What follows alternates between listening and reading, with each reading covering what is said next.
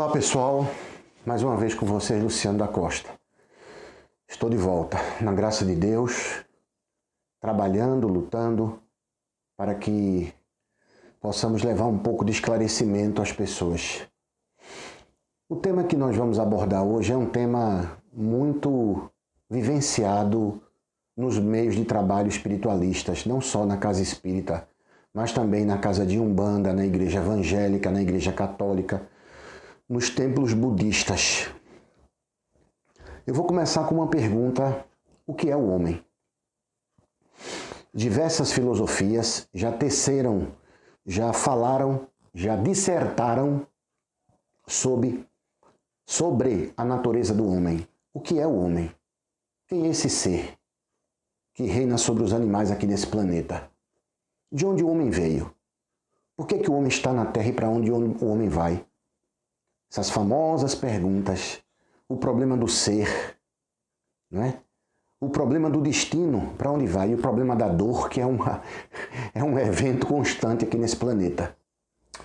Levou até um escritor chamado Leon Denis a escrever um livro, O Problema do Ser, do Destino e da Dor. Pois bem, o que é o homem? A psicologia não fechou o assunto, ela tem várias hipóteses. E a filosofia muito menos, cada um que dizia uma coisa. Mas existia um filósofo no movimento iluminista, nascido na França no século XVIII, a partir de 1700 até 1800. Houve um movimento filosófico chamado Iluminação, a Ilustração, não é? Onde ali apareceram vários filósofos com várias ideias. Inclusive essas ideias até hoje influenciam o Ocidente, não é? O nosso modo de vida. Existia um filósofo chamado John Locke, que dizia assim: o homem é como uma folha em branco, uma tábula rasa. O homem nasce puro. Não, quem dizia isso era Jean-Jacques Rousseau. O homem nasce puro. O meio é que corrompe ele. E John Locke dizia que o homem, quando nasce, ele é uma folha em branco. A doutrina espírita e outras doutrinas que surgiram discordam da opinião de John Locke. O homem não é uma folha em branco. Quando o homem nasce, quando o ser humano nasce, ele já traz uma bagagem pretérita do passado. Ele traz muitos conteúdos dentro do psiquismo dele. Só que aquilo ali está guardado. Mas aquilo vai se manifestar, não é, num determinado período da vida de forma mais intensa. Até como criança mesmo. Tem criança que é mais calma, tem criança que é mais birrenta. Então, a alma do homem, quando nasce, ela não é zerada. Ela já tem muitos conteúdos pré-reencarnatórios. Muito bem. A reencarnação no universo, não é?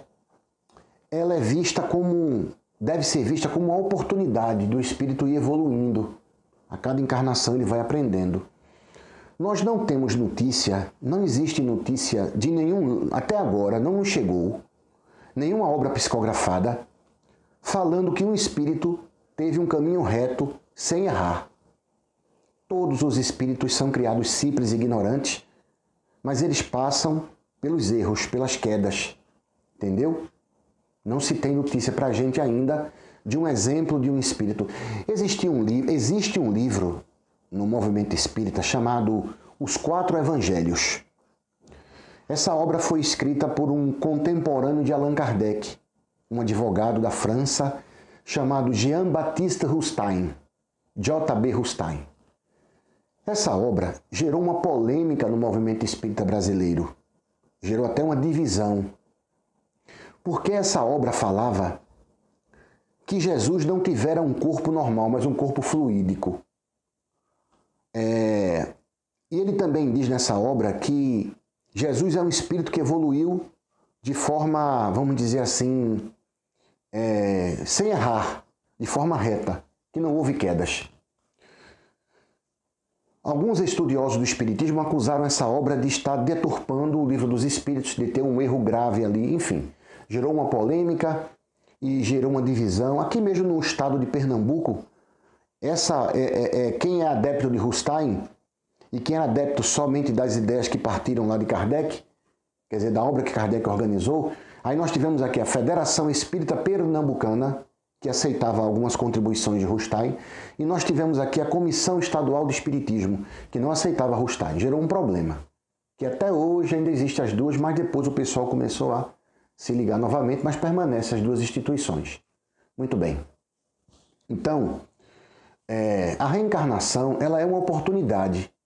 Os espíritos que nós sabemos que hoje têm uma certa luz comparado com a Terra, eles passaram por dificuldades também, eles sofreram, eles erraram, eles choraram, eles faliram, mas através do seu esforço de encarnação em encarnação, e vai, porque a gente, quando imagina uma encarnação, a gente imagina atrás só 2000 anos.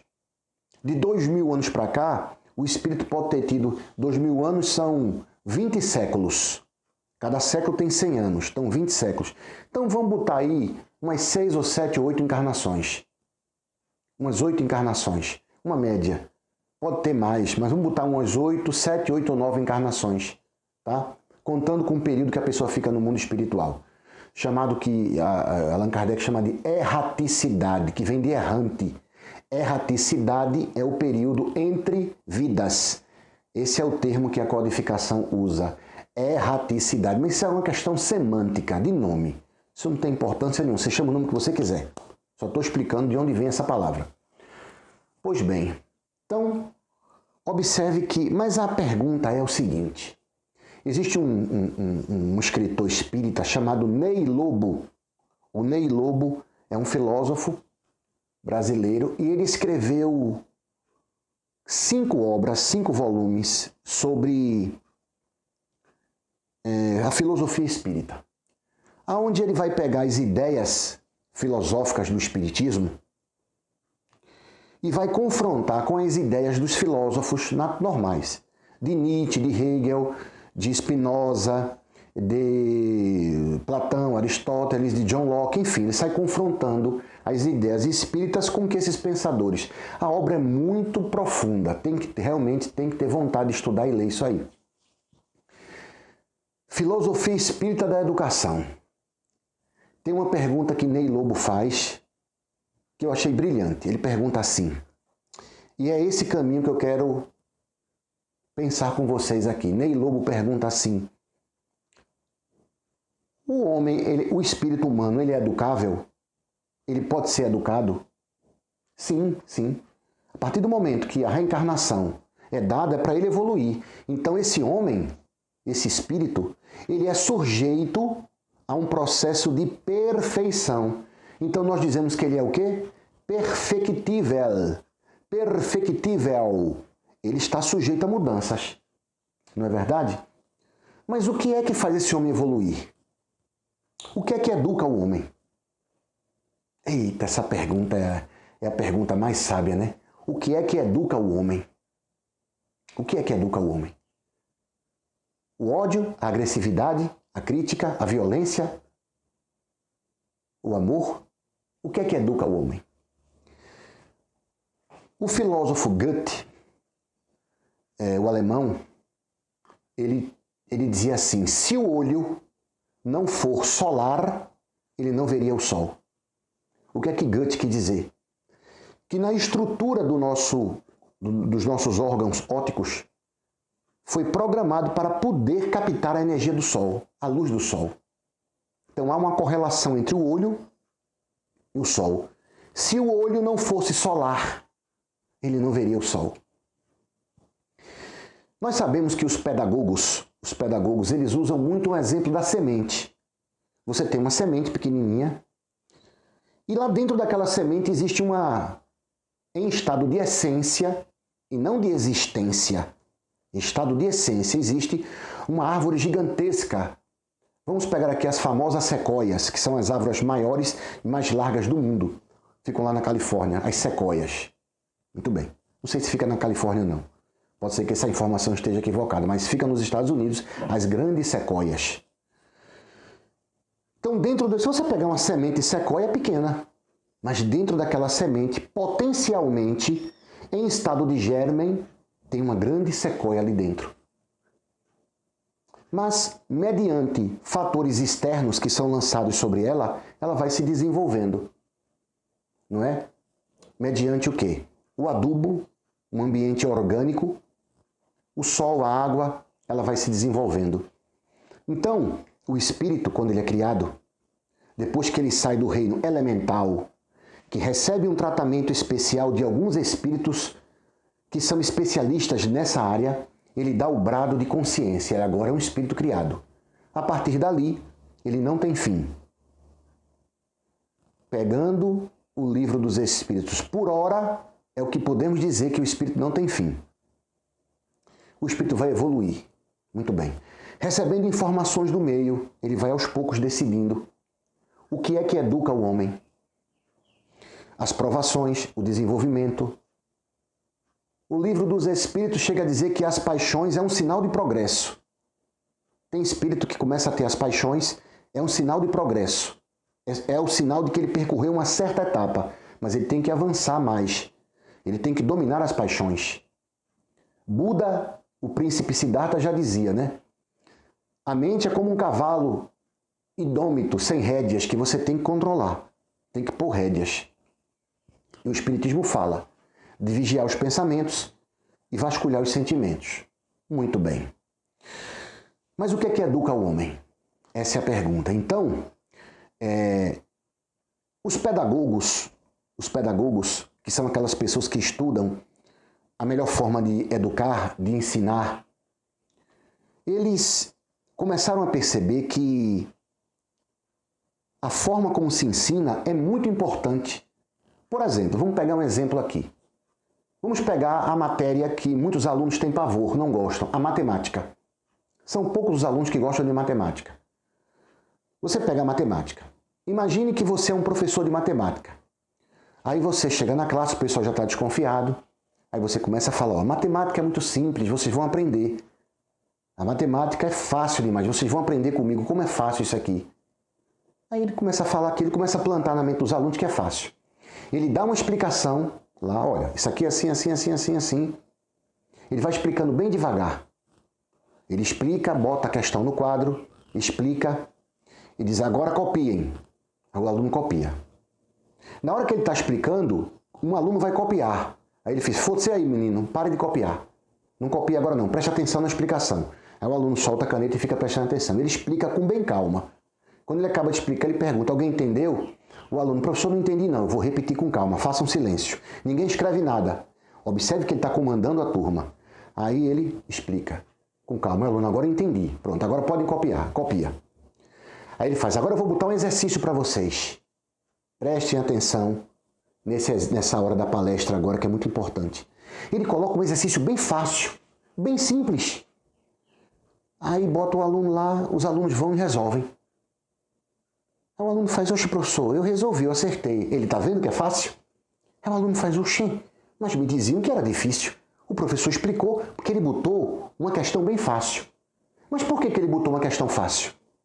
Para que o aluno não despertasse antipatia. Para que o aluno acreditasse nele. Porque o primeiro princípio da evolução é a pessoa acreditar nela. E o educador por excelência, ele não quer desestimular a pessoa. Ele faz, parabéns, olha aí, gente, como vocês acertaram. Aí os alunos ficam eufóricos, puxa vida, é mesmo, eu estou sabendo matemática. Coitado, não está sabendo nada ainda, mas está confiante, está autoconfiante. Ele fez, vamos para a segunda explicação? A turma, vamos, bora lá, solta o lápis. Aí todo mundo solta o lápis. Não escreve nada, preste atenção. Olha como ele comanda a turma. Aí ele começa a explicar. Pá, isso aqui é assim. Aí ele vai com bem calma, vai bem devagar. Primeira etapa é assim. Segunda etapa é assim, para resolver o problema. Olha o problema, lê o problema.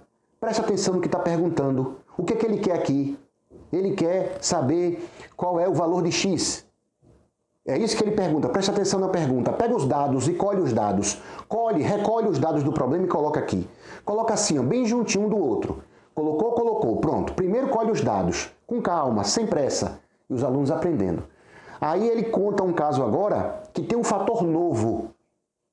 Um fator novo que não tinha na primeira explicação. Esse fator novo no problema ali é uma novidade. Olha, esse fator novo aqui, ó, na segunda explicação, na primeira não tem. Mas vocês vão fazer assim, assim, assim, assim. Entenderam? Aí sim, agora copiem. Aí o pessoal vai e copia. Depois que o pessoal copia, ele faz, agora eu vou passar um exercício e vou botar o fator novo. Preste atenção. Aí botou o exercício e bota o fator novo. Quando o pessoal aplica a fórmula, resolve, todo mundo acertou. O pessoal faz, não é possível um negócio desse. Como é que pode, rapaz?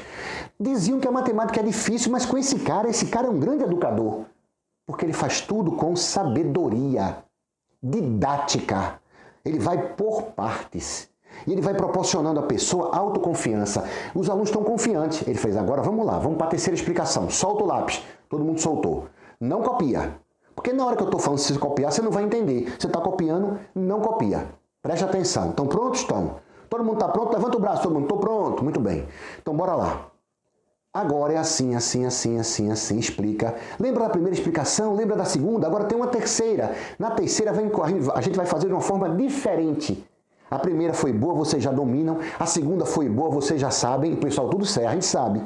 E na terceira, agora vocês vão saber também. O pessoal diz, claro que vai saber. Eles estão confiantes, porque eles foram estimulados. Então, o que é que acontece? Aí ele bota a explicação lá, né? Aí ele diz, agora podem copiar. O pessoal para e copia. Depois que o pessoal copia, ele bota um problema. Quando ele bota o problema da terceira, que tem um segundo elemento novo, né? O pessoal, quando começa a fazer, acerta. Todo mundo está eufórico, está todo mundo, por quê? Porque ele botou uma gradação, gente. A arte de ensinar é isso, é colocar as coisas por etapa e não botar logo pesado. Porque se ele botasse a terceira explicação de cara, o aluno, quando batesse na terceira explicação, ele ia ficar desmotivado.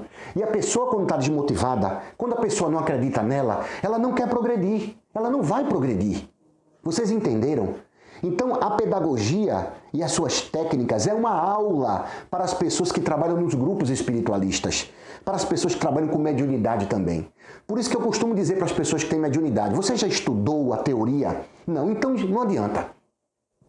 Não, mas é porque eu aprendo oralmente, não porque eu aprendo porque o Espírito me disse, não. Você tem que ir para a teoria, porque a teoria vai te dar a base para você entender aquilo ali. Por mais que um espírito seja evoluído, quando ele reencarna, ele tem a parte moral dele, ele tem a tendência dele, mas os conhecimentos da atual reencarnação ele não tem, ele fica perdido. O lado humano do espírito fica perdido, ele fica perdido. Ele precisa da teoria. Então, quando o espírito disser que não é necessário estudar tanto, desconfie. É preciso estudar para você ter confiança encarnado. Você está encarnado, você está sob o véu do esquecimento. E o véu do esquecimento aqui na Terra, ele não é forte, não. Ele é fortíssimo, ele é muito forte. Então, você tem que estudar para poder você mesma ou você mesmo ter segurança do que você está entendendo. Muito bem. Então, voltando para aqui, os alunos agora estão o quê? Eles estão muito motivados. Aí sabe o que ele vai fazer na quarta explicação?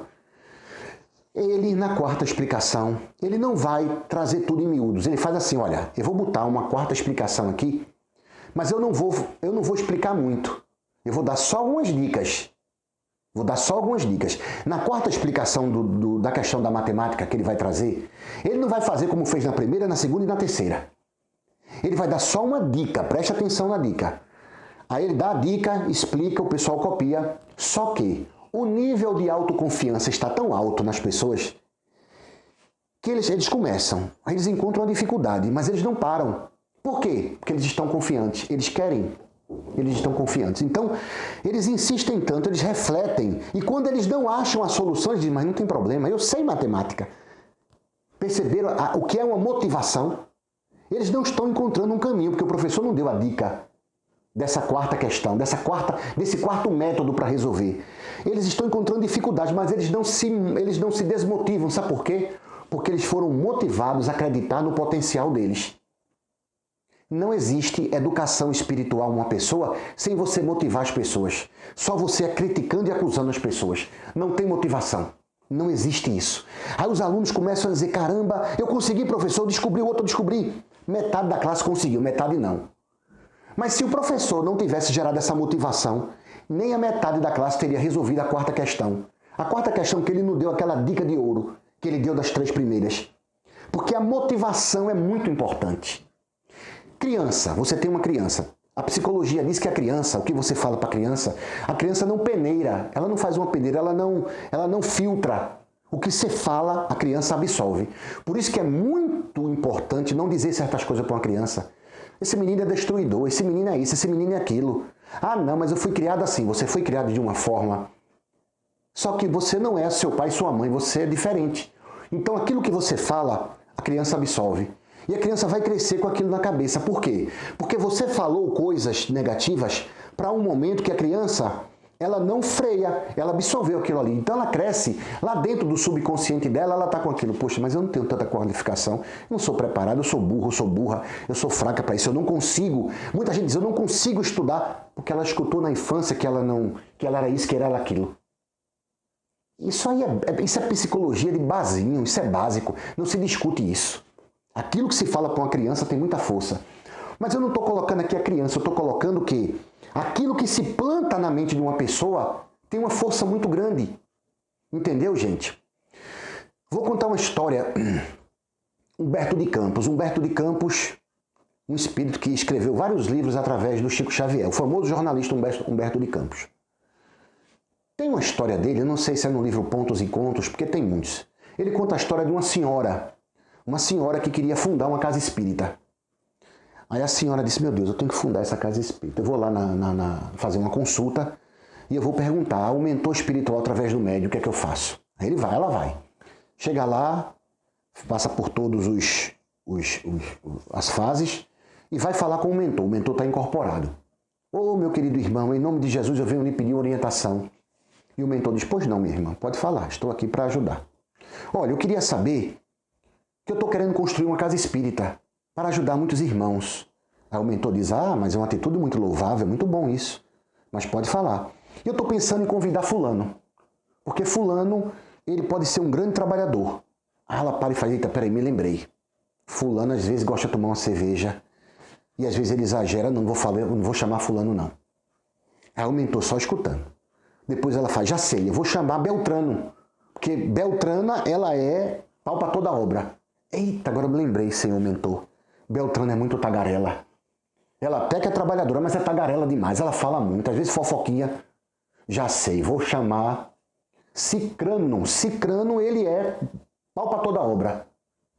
Eita, mas Cicrano é solteiro, é um cara bonitão. Às vezes ele pode querer namorar o pessoal do centro. Meu Deus, eu não vou chamar esse povo, não. Aí o mentor olhou para ela e fez, minha irmã, parece que minha irmã está querendo a equipe perfeita, né? Ela disse, mais ou menos. Aí o mentor disse, mas essa equipe perfeita tem. Tem sim. Aí ela se assanha. Meu irmão, tem.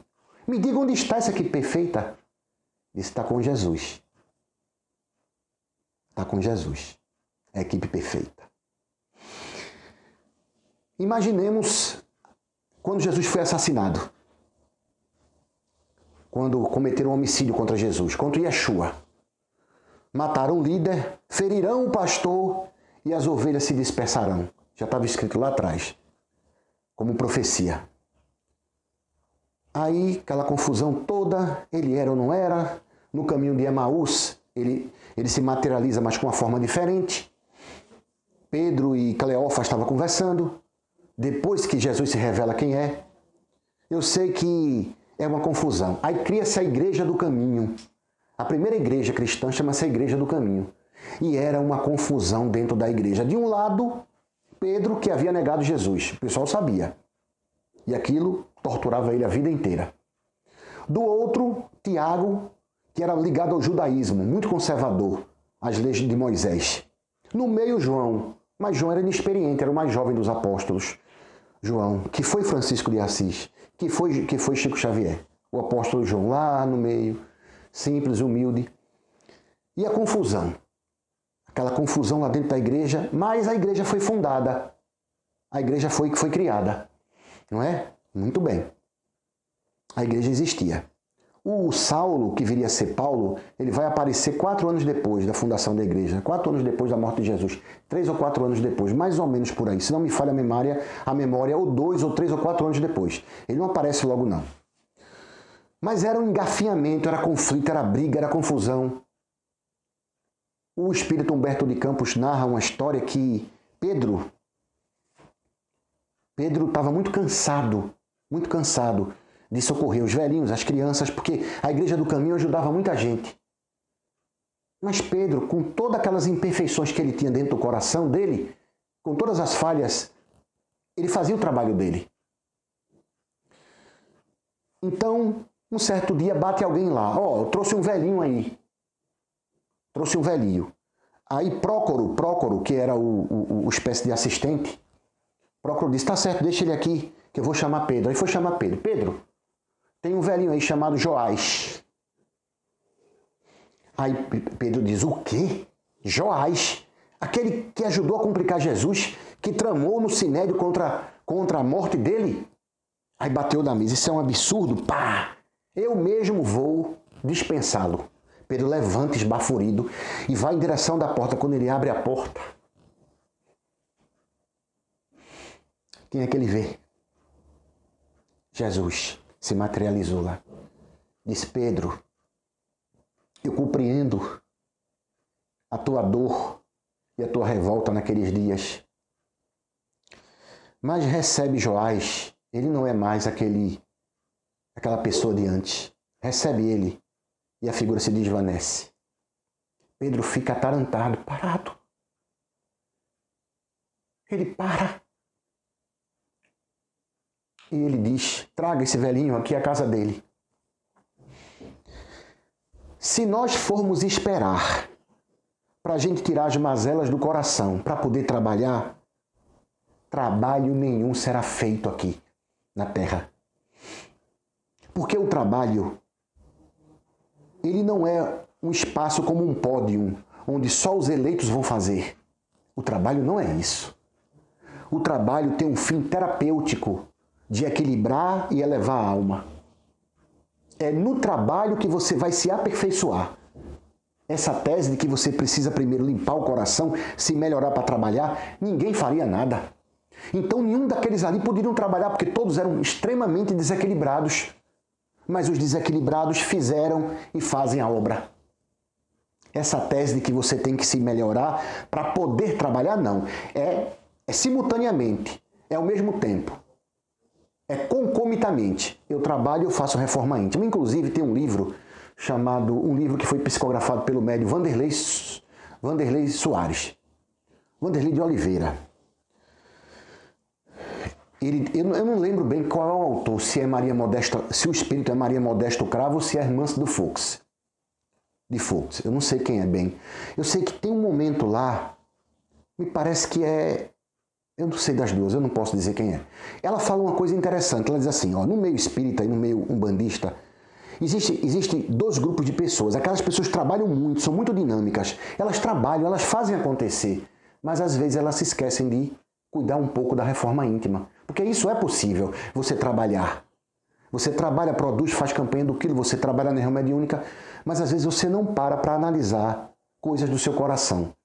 E eles dizem lá na obra que é importante você fazer isso. Mas você tem que fazer isso no trabalho, não é parando. Não é parando. Não existe isso de você ter que estar bem para trabalhar. O trabalho vai torná-lo bem. O trabalho que é o remédio. Eu vou contar para vocês agora, para finalizar a palestra, um caso. Eu vou criar um caso aqui. E vocês vão escolher. Eu vou dar uma daquele ator, Tony Ramos. Porque aqui no final você decide. Vocês vão escrever aqui embaixo qual é o término dessa história. Vocês vão escolher qual é o término dessa história. Escrevam aqui, Luciano, eu prefiro a história 1, eu prefiro a história 2. Bora lá? Vamos lá. Vou criar as personagens. O senhor Fortunato é um homem muito equilibrado, muito calmo. É um senhor dos seus 70 anos. De um coração muito grande, muito paciente, muito amoroso. Ele é presidente de uma casa espírita. Né? Do lado direito dele mora o senhor Leôncio. Chegou há pouco tempo. O senhor Leôncio, ele é um senhor forte, corpulento, daquela orelha vermelha grande. Aquela pessoa que quando conta uma piada e começa a rir, fica vermelho. Começa a rir, fica vermelhinho. Quando toma 3 goles de cerveja, já fica vermelhinho. É um senhor de um coração maravilhoso. Todas as pessoas que batem na porta dele, ele vai, ajuda, conversa. Mas o Leôncio tem um problema. Quando ele explode, ele briga, ele grita. E às vezes dá um murro na mesa, altera a voz com a esposa. Mas é um homem de um coração maravilhoso. Chegou há pouco tempo ali. Do lado direito do senhor Fortunato, que é o espírita, que é o presidente da casa. Do lado esquerdo tem um rapaz chamado Joás. O Joás é amigo do senhor Fortunato. O Joás e é o diretor mediúnico do trabalho. Ele que é o diretor mediúnico do trabalho, senhor Joás. Os dois são amigos. Aí tá o Joás e tá o Fortunato. Quando chega a mudança, tal, eles olham. Aí o Cama chega lá, ô rapaz, você é seu vizinho, tal, aquela coisa toda, tal. Aí o Leôncio vê os dois segurando o Evangelho segundo o Espiritismo. Ele olha e faz, vocês são espíritas? Eles somos, sim. Ah, eu também gosto muito do Espiritismo, acho muito legal. Outro dia a gente conversa. Aí termina a coisa e cada um segue sua vida. Vai passando o tempo. E o senhor Fortunato, às vezes, escuta uma briga lá do Leôncio. O Leôncio dá um grito, tal, ele... Então, nosso irmão é um pouco estourado. Muito bem. Um belo dia, quando o senhor Fortunato está lá na frente da casa dele, seu Leôncio sai para pegar ô meu vizinho, tudo bom? Como é que você está? Tudo bom? Sim, mas voltando àquele assunto de semana passada, eu vi que o senhor gosta do espiritismo e fez, rapaz, a gente frequenta uma casa. Vocês frequentam? Ô, rapaz, estou querendo tanto frequentar uma casa espírita, estou precisando, eu gosto muito. Você gosta? Gosto, é mesmo, é. Você já leu alguma coisa? Já li o livro dos espíritos, tal. Eu fazia parte de uma casa distante, mas eu parei também um tempo, mas eu estou querendo voltar, eu sinto a necessidade. Ele fez, olha, eu vou lhe fazer um convite, vamos para a casa onde a gente frequenta? Ele é mesmo, venha para casa. Eu sou o presidente da casa. Ele, o senhor é o presidente da casa? Sou. E esse rapaz aqui trabalha também lá. E o Joás, venha fazer parte. Aí, ele vai. Mas o Joás fala assim, esse moço aí, né, aquele que dá aqueles gritos, aí Fortunato diz, aquele irmão, vamos acolhê-lo lá, ele tá certo. Mas Joás fica meio desconfiado. Aí o rapaz vai, começa a assistir a reunião, assistir a coisa, começa a assistir, começa a gostar, vai fazer parte dos estudos. Um belo dia, que eles já estão bastante íntimos, né? O senhor Fortunato, que é o presidente da casa, diz, olha, nós fazemos aqui um trabalho de sopa, de distribuição de sopa. Nós temos aqui a nossa cozinheira, Dona Nininha, ela faz uma sopa de feijão. Menino, que eu como 2, 3 pratos. Eu só não como mais porque tem que dar ao povo. Eles começaram a cair numa gargalhada. Então, você quer fazer parte? Ele, claro, eu gosto muito do trabalho social. Aí o rapaz vai fazer, o tal do Leôncio vai fazer. Aí eles estão lá no trabalho social e o Joás sempre desconfiado com ele. Sempre desconfiado. Quer dizer, como é que esse cara se diz espírita se ele faz isso? E o Fortunato lá com ele. Chega um determinado momento, agora vamos lá, história A. A história A que eu vou contar. Eu vou contar a história, o final A, e vou contar o final B. E vocês vão decidir qual é o que vocês fariam ou qual é o que vocês gostam. No final A, vamos lá. Aí ele está lá trabalhando, distribuindo a sopa. Ele está distribuindo a sopa, ajudando as pessoas. E ele, de repente, começa a cair a lágrima dele. Porque ele se sente feliz ali. E ele está fazendo por amor o trabalho, ele está fazendo. Aí o Joás vê aquilo e diz, mas que cidadão hipócrita. Ele está aqui, se emociona com o trabalho, mas ele grita com a esposa lá. Aí, quando acaba o trabalho, ele chama o rapaz e diz, olha, eu queria te falar uma coisa. O senhor falou que gostaria de fazer parte do setor mediúnico, mas infelizmente eu não posso aceitar o senhor ainda. Porque o senhor... de certa forma, está sendo hipócrita. Eu tenho que falar a verdade. Eu sei que a verdade dói, mas é necessário falar a verdade. É importante que se fale a verdade para o senhor. O senhor, apesar de ser uma pessoa de bom coração, o senhor não está preparado para fazer parte desse trabalho, porque o senhor ainda faz isso. O senhor precisa corrigir e parar com isso para que o senhor possa fazer parte da reunião. Porque a reunião tem que ter equilíbrio. Uma reunião mediúnica, ela não pode ter pessoas assim com esse seu comportamento. Aí o Leôncio escuta aquilo e diz, é verdade, meu irmão, eu ainda tenho esse defeito. É verdade. Aí ele sai da reunião triste e ele pensa assim, peraí, o irmão falou é verdade. De repente, eu estou ali como hipócrita. Porque o que é que eu estou fazendo no trabalho se eu faço isso aí? Eu acho que eu não posso estar nesse trabalho, eu não sou digno para estar nesse trabalho. Então o que é que eu vou fazer? Eu preciso corrigir meu defeito, eu vou me afastar do trabalho. Porque de repente eu posso estar sendo hipócrita e eu não estou ajudando as pessoas. E eu não quero ser hipócrita. E ele se afasta do trabalho. Pela verdade e pela correção que o irmão fez. Ele não deveria ter feito isso, ele deveria continuar. Mas ele se sentiu assim. Porque ele foi corrigido, entre aspas. Disseram a verdade para ele, a verdade dura que talvez ele não estava preparado. Esse é o caminho A. Quem concorda com o caminho A? Quem concorda com a postura do nosso irmão Joás? Diga aqui. Agora vamos lá. Você decide. Eu vou para a hipótese 2. Tá? Voltando. O irmão está trabalhando lá. Chorando. Ele faz com amor. Ele distribui com amor. E o Fortunato está aqui observando. Quando acaba a reunião, o Fortunato chama ele. Vem cá, Leôncio, quero conversar contigo. O que é que você achou do trabalho, Leôncio? Ele fez, olha, achei muito bom, eu me emocionei, pessoas humildes. Ele fez, Leôncio, veja como você é forte, Leôncio.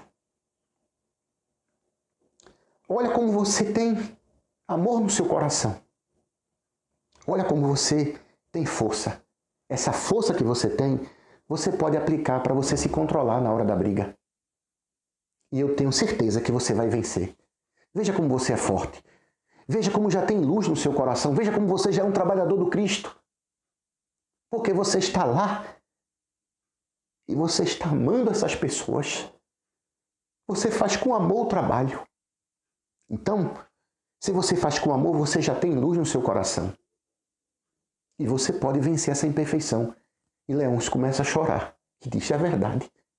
Se eu tenho essa luz, se eu sou um trabalhador do Cristo, eu tenho motivação. Olha a criança, olha o estudante de matemática que eu dei o exemplo. Eu estou motivado, você me motivou a eu vencer. Eu posso vencer e você vai vencer. Ele sai dali. Na primeira confusão que tem, ele controla a voz. Por quê? Porque ele foi motivado. Ele não foi acusado. Qual das duas histórias? Você quer estar no lugar de quem? Do Joás? Ou você quer estar no lugar do Fortunato? Qual das duas é a postura ideal? Isso serve para todos os trabalhadores de uma casa. Será que vocês estão sendo o Joás ou vocês são o Fortunato, que está incentivando a pessoa? Por quê? O Joás ou o Fortunato já estiveram assim lá atrás. E também erraram. E também erraram. E receberam o quê? Estímulo. Então, se você quer que uma pessoa evolua e se modifique, não é assumindo a postura de crítico, de julgador, mas daquele que estimula a pessoa. Sem estimular, sem motivar uma pessoa, ninguém vai melhorar. Eu me lembro daquele exemplo que os pedagogos dizem. Naquela sala tem aquela criança mais traquina. Aí chega um professor e diz, esse menino aqui é o pior que existe. Esse menino aqui é o pior que existe. Eu não gosto desse menino. Eu sou desconfiado com esse menino. Esse menino pode aprontar aqui. E a criança só escutando aquilo. Não, eu não acredito nesse menino, não. Eu não acredito nele, não. Eu sou desconfiado com ele. Eu não confio nesse menino. E o menino escutando aquilo. O menino vai ficar pior do que ele é. Aí chega outro professor e diz assim, não, vem cá, fulano. Eu tenho uma tarefa para você. O menino que é a peste. Ele, qual é a tarefa, tio? Olha, eu quero que você faça o seguinte, eu quero que você tome conta dos seus amigos. Aí o menino, toma conta? Eu quero que você fiscalize os meninos, fique olhando. Não deixe de fazer coisa errada. Aí o menino faz, oxê, estão me dando essa tarefa na mente do menino, né? Ele não pensa assim, estão me dando essa tarefa, então se eu vou fiscalizar porque eu sou o melhor. Aí tá certo, tio, tá certo, eu vou fiscalizar. Você fiscaliza eles, você observa eles, para você não fazer errado, para eles não fazerem. Observa, tio. O menino no outro dia para de fazer traquinagem, fica só, tio, tem um que queria bater no outro, eu não deixei não. Ah, você está tomando conta. Você dá uma função à criança, em vez de você jogar o peso da culpa na criança. Isso é educar, isso é estimular. E não ficar dizendo que a pessoa é aquilo, e que não confia que aquela pessoa vai dar problema. Como é que a pessoa vai se sentir? Como é que uma pessoa, um trabalhador de uma casa, uma criança vai se sentir se você joga a culpa na criança? Se você não estimula a pessoa a se modificar? Porque se você diz, vamos fazer reforma íntima, olhe o seu coração também, veja isso. Isso é importante. Mas ficar acusando, descarregando coisa negativa, isso não é educação. Nunca foi, nunca será. Espero que vocês compreendam. Que assim seja.